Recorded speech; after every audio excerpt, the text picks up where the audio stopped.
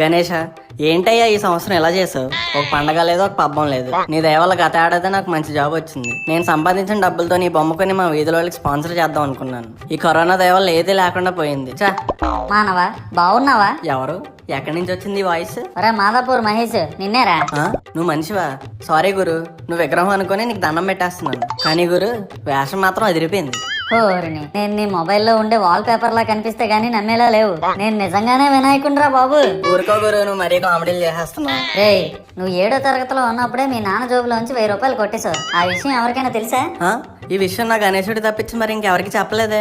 మరి అదేరా నేను మొత్తుకుంటుంది. నేను నీ గణేశుడినే. గణేష గణేష, నన్ను క్షమించు గణేష, ఈ అపరాధిని మన్నించు. ఎదవా, నీకు తెలుగే చక్కగా రాదు, మళ్ళీ సంస్కృతం ఒకటి.